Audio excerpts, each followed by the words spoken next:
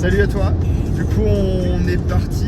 La saison commence en sport auto et donc cette année, on a décidé avec l'agence de monter un petit concept de vlog pour vous emmener dans le quotidien d'une agence de com, voir un petit peu ce qu'on y fait, comment on travaille. Puis ça va nous permettre de vous présenter aussi les différents clients qu'on accompagne et puis vous immerger un petit peu dans notre univers. Donc là, direction Imola en Italie pour du coup la première manche du GT World Challenge et GT4 European Series.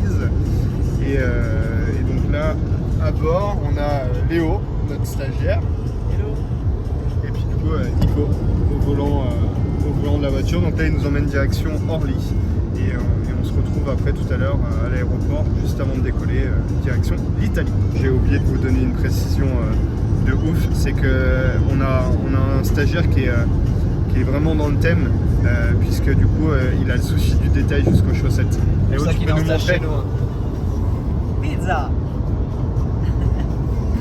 Donc voilà, on est dans le thème, on est prêt et puis on se retrouve à l'aéroport. À toutes. Eh Baptiste. Ouais. T'as un visuel des trophées des studs? Non, je sais pas. Pourquoi? Je sais pas. Sinon, je trouve 70 kilos. Pour savoir ce que je vais avoir. D'accord. Je sais pas si je démarre. Donc là on attend le chauffeur qui est parti boire un café, certainement. Et Nico est très impatient.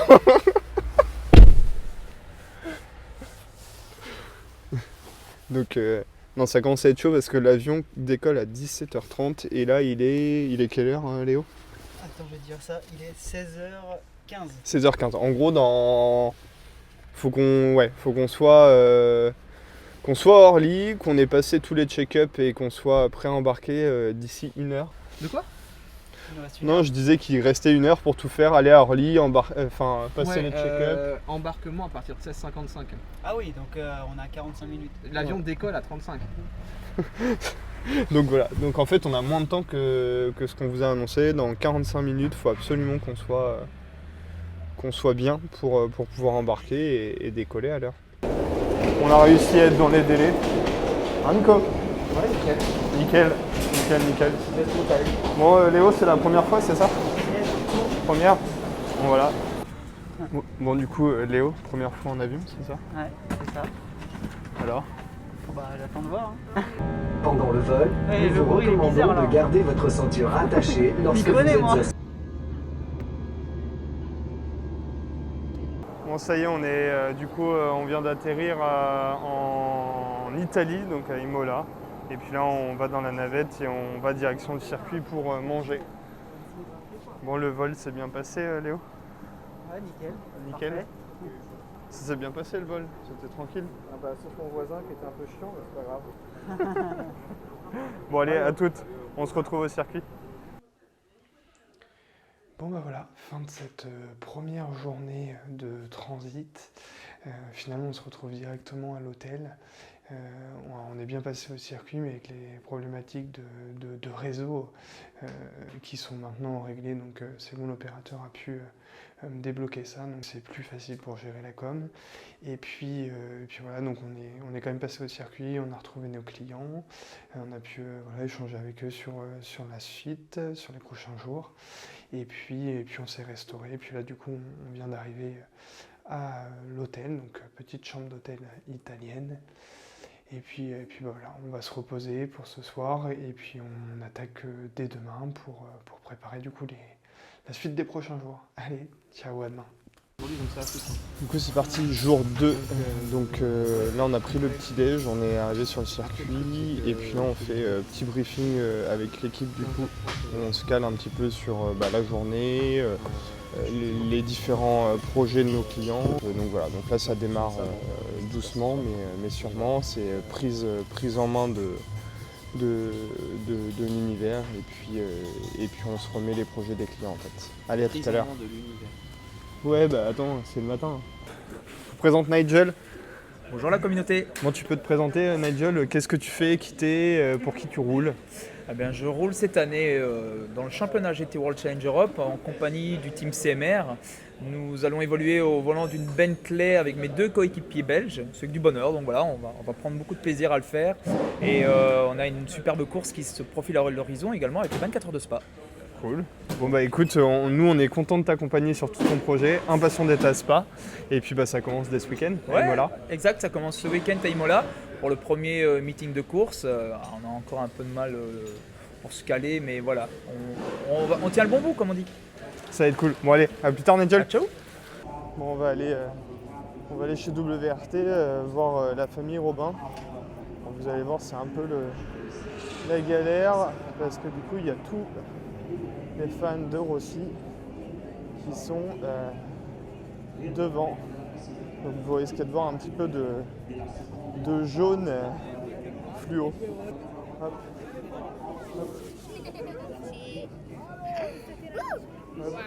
Bon voilà, c'est un peu la galère. Sorry. Tim. Sorry. Tim. Please. Sorry, Tim. Thanks. Grazie. Sorry. Voilà, c'est un petit peu la galère, comme vous avez pu le voir. Ouais, j'ai retrouvé Max du coup. Voilà, donc quand je vous disais c'est le bordel pour aller chez WRT, c'est le bordel. Ouais. Et c'est vrai pour nous, mais c'est vrai aussi pour les pilotes. Oui. Donc, Ça va, on a des petits passages secrets. Il y a des avantages et il y a des inconvénients à être chez WRT, mais bon. Voilà, Et après, il y a mon fan club qui arrive. Voilà, comme vous pouvez le voir, Rossi très sympa et très accessible, et qui prend un petit moment avec ses fans. Donc, voilà. Bon, est-ce que tu peux nous parler un petit peu, déjà te présenter et nous parler un petit peu de ta voiture et de ton team?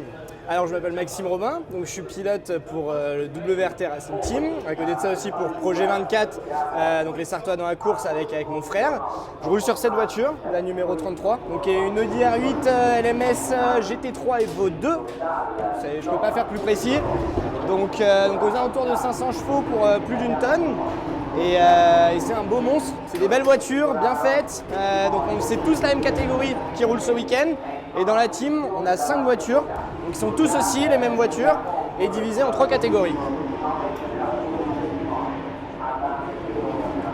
Comme l'an dernier, j'ai la chance de rouler avec Arnold. Donc on est dans une catégorie qui s'appelle la Gold Cup qui a besoin d'un silver et d'un bronze.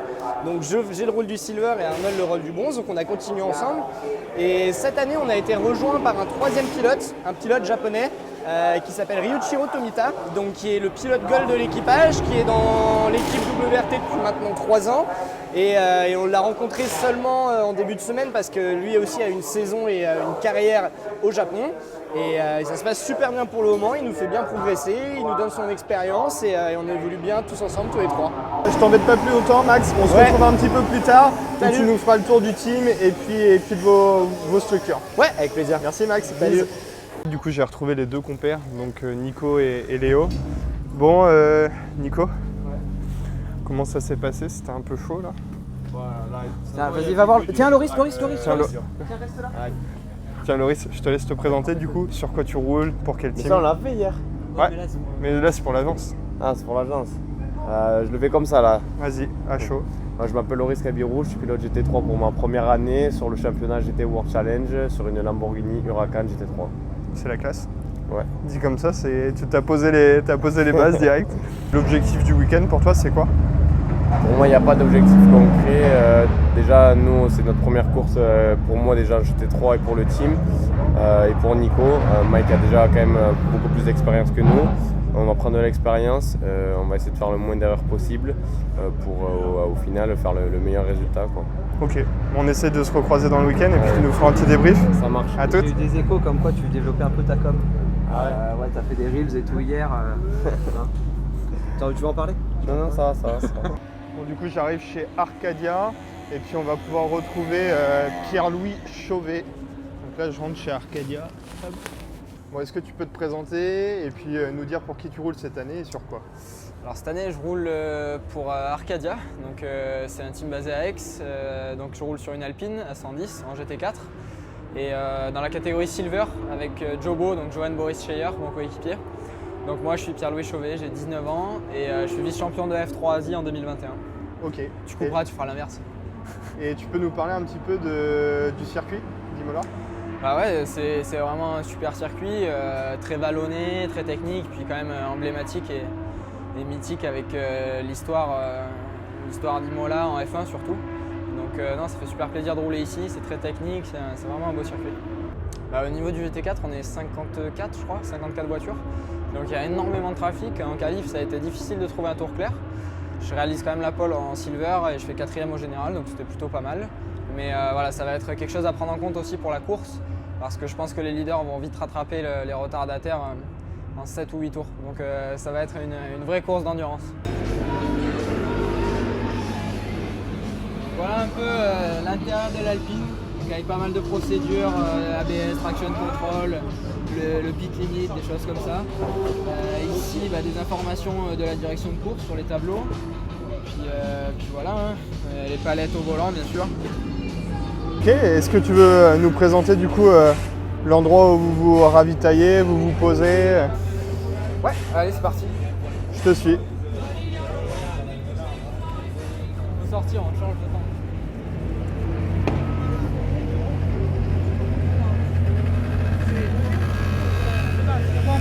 Donc ici c'est là où on a tous les stockages de pneus, essence et surtout la Lambeau sur laquelle Stéphane Guérin roule, donc le directeur de l'écurie, le patron de l'écurie. Donc là on a les bidons d'essence, le refueling derrière, pas mal de pneus. Ici les racks, ce qu'on appelle les racks, donc les rangements de pneus pour chaque voiture. Donc ça c'est la 13, c'est la mienne, et ça c'est la 63. Puis voilà, maintenant on va aller dans le spin.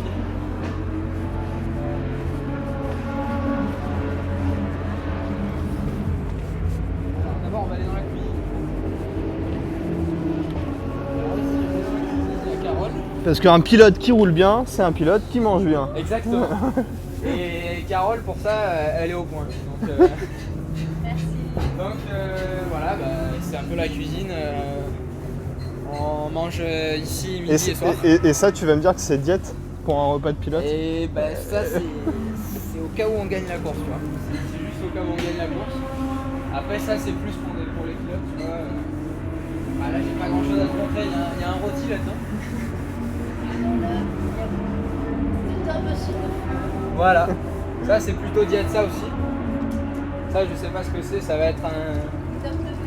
Ben voilà, une dope de bœuf. Merci, Carole. Bonne journée. Et ici donc, c'est là où on mange. Donc ici il y a les repas qui sont livrés sur la gauche, il y a des frigos, j'ai appelé les 3 tables pour les mécanos, un G et pilote le soir pour manger. Et certaines fois les gens d'Alpine.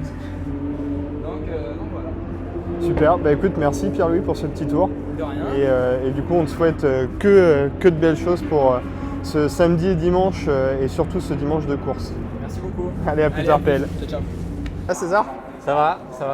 Bon, est-ce que tu peux te présenter, nous dire pour qui tu roules et sur quoi tu roules cette année? Je m'appelle César, j'ai 18 ans, je roule en GT3 cette année, en GT World Challenge, juste l'endurance. Et donc avec Saint-Elox sur une Audi GT3. Donc un vrai plaisir de conduire cette voiture. Et alors du coup, le circuit d'Imola, t'en penses quoi? Est-ce que c'est ta première à Imola ou pas? Ouais, c'était ma première à Imola et ma première en GT3, donc ça fait beaucoup de choses à découvrir.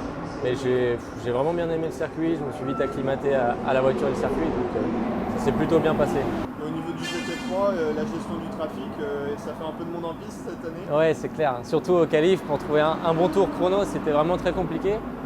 Mais bon, j'ai eu un peu de chance, l'équipe a bien choisi la stratégie de quand partir, donc j'ai eu 2-3 tours clairs. Et voilà, après c'est la course c'est beaucoup plus le bordel, mais bon, c'est comme ça, hein. C'est clair qu'avec 52 voitures et un niveau de ouf, donc ça peut que me faire progresser. Bon là, petit moment particulier, on est avec donc WRT et donc la famille Robin. Et donc là, ils font une grande photo de famille, juste derrière moi. Photo de famille WRT en direct avec l'équipage de Rossi au milieu et puis l'équipage de la famille Robin à droite. Clap de fin sur cette journée à Imola. Journée qui s'est terminée pour nos pilotes avec shooting photo du team et des pilotes pour le coup. Donc voilà, je vous reprends un petit peu plus tard ou demain et puis je vais vous montrer ce qu'a fait SRO. C'est assez sympa. C'est-à-dire que sur le working paddock, ils ont devant chaque semi, chaque team mis une colonne lumineuse avec du coup le nom de l'équipe. C'est assez sympa.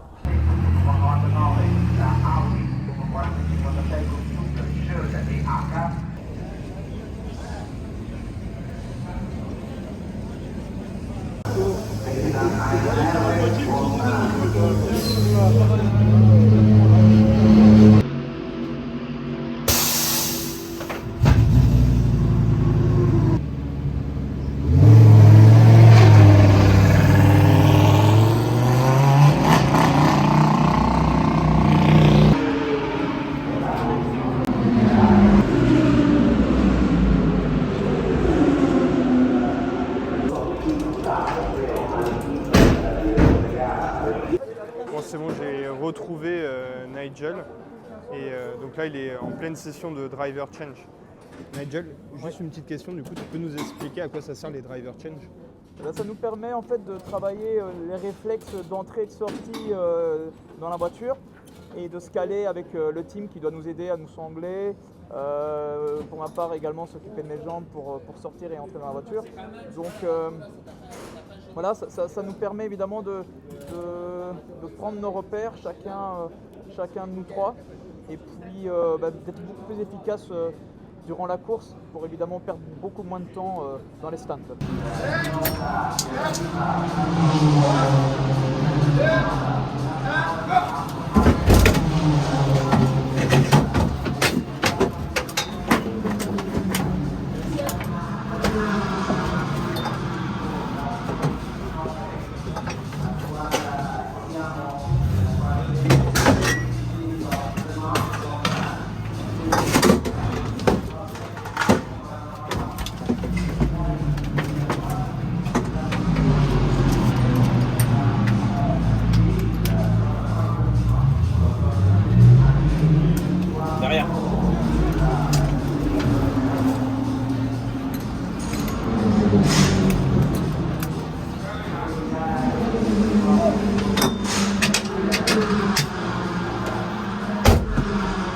Bon, du coup on retourne voir Max pour qu'il puisse nous présenter sa structure et son team, et là on est sous un beau soleil italien, c'est très agréable. Max, est-ce que tu peux nous faire un petit tour du coup de présentation du team, des structures, des voitures Donc là on est au sein de l'équipe WRT, donc avec ces 5 voitures, cette armée d'Audi, et là on a la nôtre, donc la numéro 33 qui est une Audi R8. Donc la base c'est vraiment une Audi R8, on retrouve vraiment la forme de ces voitures et c'est relativement la même chose pour tous les constructeurs. Je vais vous emmener voir l'intérieur. Donc à l'intérieur de cette voiture, ça reste des voitures de course. Donc là on a nos volants donc qui va nous permettre de gérer déjà une grosse partie des commandes qu'on va avoir sur ce petit écran, et aussi cette grosse commande qu'on va avoir à droite qui va être sur des actions qui sont un peu plus rares. Donc par exemple les feux de pluie, les feux de nuit, des choses comme ça, c'est pas des choses qu'on va toucher régulièrement. Et je peux vous présenter le volant. On va avoir tous ces petits boutons qui vont nous permettre de faire des actions, on va dire, courantes. Donc que ce soit les boutons de démarrage, le bouton de speed limit juste là, les appels de phare, les communications radio. On a aussi du coup les palettes pour monter et descendre, et ici les palettes d'embrayage. Et là on va avoir aussi les petits boutons qui vont nous permettre de nous balader un peu dans les menus, de gérer nos traction control, qui vont nous permettre de voir à quel point on veut que la voiture soit dosée entre guillemets automatiquement.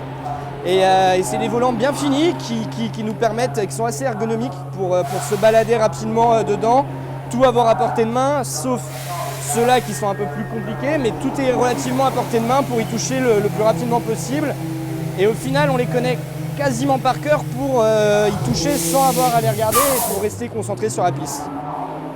Alors là, dans les coulisses, donc il y a la première partie, qui est une partie un peu réservée aux ingénieurs, pilotes, tout ça. Donc c'est là où on va avoir nos casques qui vont sécher. C'est là où on peut rapidement se restaurer après notre séance, boire un coup entre les séances, se préparer, faire un petit échauffement physique avant de partir.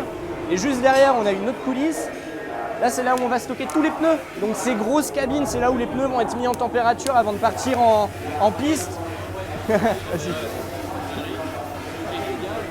Donc voilà, on voit que les gars travaillent encore parce que la séance s'est terminée tout à l'heure.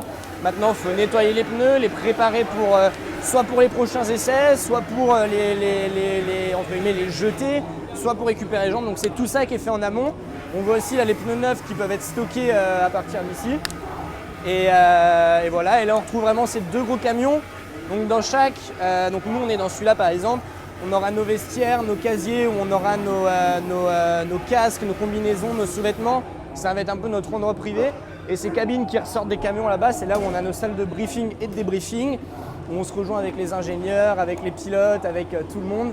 Et c'est là qu'on va vraiment essayer de faire progresser la voiture et l'équipage après les séances. C'est impressionnant, vraiment vraiment les structures, on voit que tu es un petit peu charrière. On voit que les structures sont vraiment très très belles, mais au vu du nombre d'équipages engagés, il faut de la place et il faut surtout de la fonctionnalité. Ah oui, et on est aussi dans une équipe de très haut niveau qui fait bien les choses. Donc on voit comment tout est organisé, que ce soit là le stockage, là comment les pneus sont récupérés et préparés entre les séances. L'intérieur des camions, on ne peut pas trop le montrer, mais c'est aussi des endroits qui sont vraiment très pro, très carrés. On a tous notre petit endroit pour se préparer, être dans notre bulle. Et c'est vraiment des équipages pro. Et là, on vient de croiser Ryu, qui est notre petit coéquipier. Notre coéquipier. Donc voilà. Et là, on va peut-être voir quelques personnes en jaune. Et encore, il y a beaucoup moins de monde, voire il n'y a quasiment plus personne par rapport à tout à l'heure où, il y avait du roulage. Là, on arrive déjà sur la fin de journée. Ouais. Et le vrai rendez-vous va être demain. Le vrai rendez-vous va être demain pour les qualifs et puis la course. Ah bah oui, là on est sur encore un jour de préparation.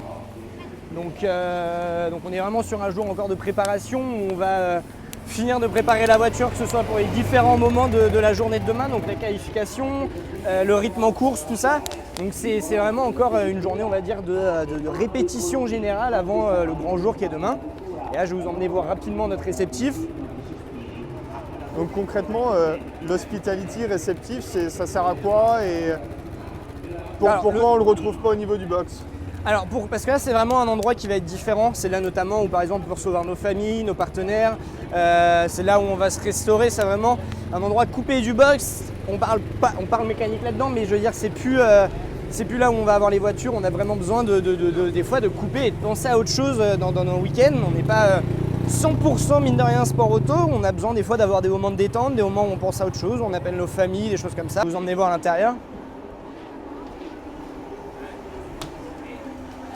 Donc là voilà, je ne vais pas trop parler trop fort, mais donc on retrouve vraiment cet endroit avec le buffet, un endroit où on peut recevoir tout le monde, regarder les courses qu'il y a en ce moment, et des fois il n'y a juste pas de sport auto dessus aussi parce que on n'est pas toujours à 200% dedans. Là on va retrouver le camion avec toutes les cuisines et ici un espace un peu privé aussi pour l'équipe, pour les community managers de l'équipe, les photographes, pour travailler de façon un peu plus calme, une partie un peu plus bureau. Et au-dessus, je ne crois pas qu'elle soit ouverte, mais on a la terrasse qui va être hyper bien quand on sera sur des circuits avec des belles vues pour aller bronzer entre les séances. Peut-être pas que je dise ça, mais c'est ce qu'on va faire. Salut à toi. Donc 5e journée à Imola. On est le dimanche de course pour le GT World Challenge et puis 2e jour de course pour le GT4. Donc voilà, grosse journée. Là on est le matin. On va aller déjeuner et puis après il faut qu'on soit au circuit dès 8h puisque dès 9h on a les qualifs du GT World Challenge.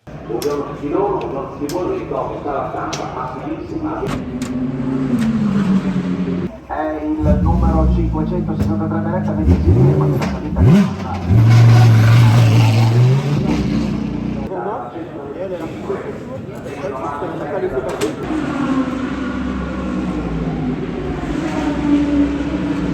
Bon du coup on va avec Nigel, on va aller manger quelque part. On va où Nigel là? Ben là on va faire un petit coucou à nos amis de chez Pirelli Motorsport pour les saluer et donc les remercier du partenariat que nous avons ensemble et voilà, passer un petit moment de cohésion sympathique. Et ensuite je vous montre la Casa Pirelli. To make a lot of stuff during the weekend. Hello, Mario.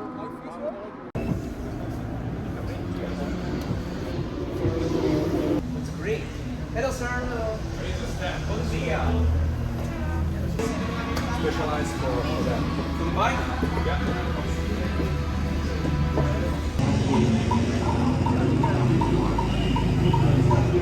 On te retrouve post-course, c'est-à-dire qu'il y a eu les 2 courses de GT4, une hier et puis une en tout début d'après-midi aujourd'hui. Est-ce que tu peux nous débriefer un petit peu ce qui s'est passé sur ces 2 courses? Ouais, c'est plutôt bien passé. Bon, j'avais fait la pole pour la course 1 en silver et P4 au général.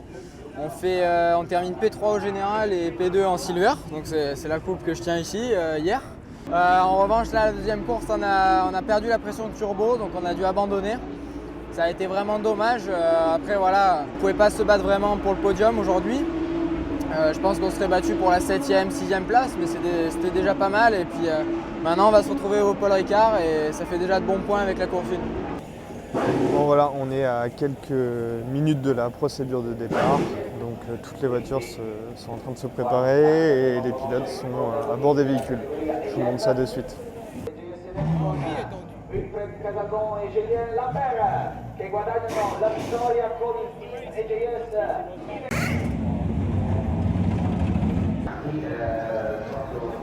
Si le départ il est à quelle heure? 15h.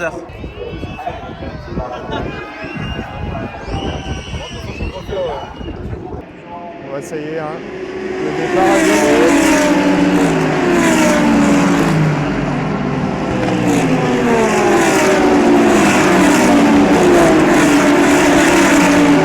Le départ de la course est donné. Donc là, on est parti pour 3 heures de course sur le GT3 GT World Challenge. Et puis voilà, je vous emmène à l'intérieur d'un box, voir un petit peu comment ça se passe et ce qui s'y fait. Je vais rester aux côtés de Nigel, étant donné que je gère ses réseaux.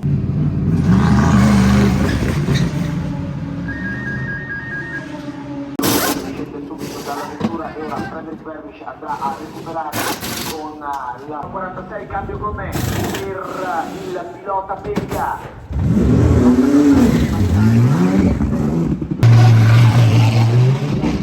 Dimanche de course, un petit peu particulier, est-ce que tu peux nous en parler?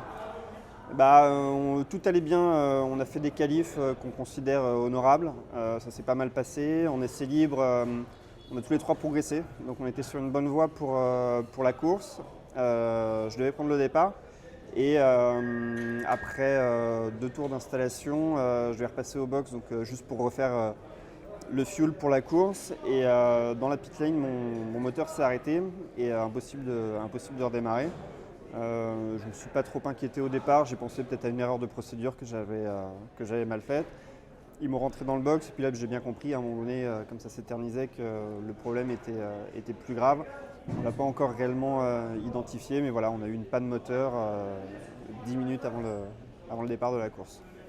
Bon, très bien. Bon, quel va être l'objectif pour vous sur le prochain meeting, en sachant que le prochain meeting est en France et qu'on se retrouvera au Castellet? Au Castellet, on va continuer notre apprentissage, on va essayer de bien faire. Et si on aligne tout comme on aurait aimé le faire aujourd'hui à Imola, je pense qu'on peut faire un assez bon résultat en Gold Cup. On a pu voir que c'était un petit peu particulier cette fin de course. Heureusement, on peut rassurer tout le monde, du coup, Mathieu va bien, c'est l'essentiel. Ouais. Et puis l'objectif, c'est quand même de débriefer, toi, quel est ton ressenti maintenant, un petit peu de recul sur ton week-end et quels sont tes objectifs pour la suite, le Castellet? Tout simplement, pour ma part, c'était un week-end assez positif. Le plus positif pour moi, c'est que Mathieu aille bien, qu'il se sente bien, qu'il n'ait pas de séquelles physiques.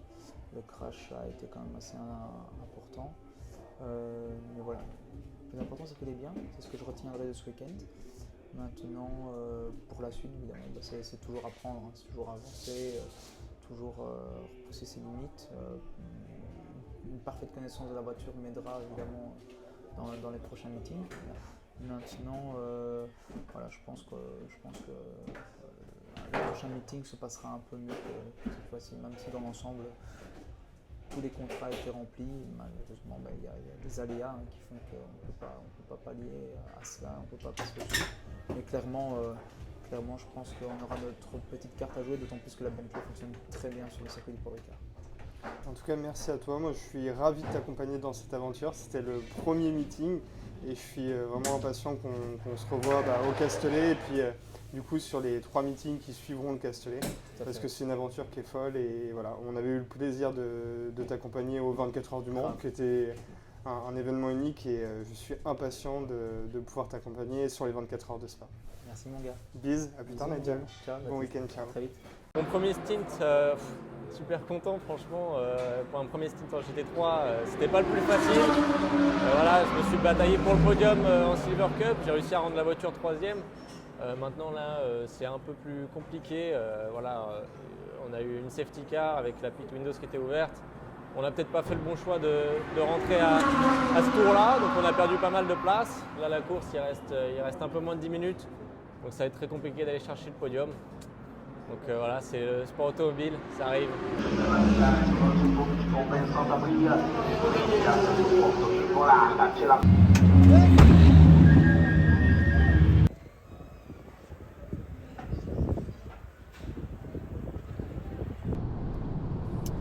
Bon bah voilà, premier meeting terminé avec l'agence.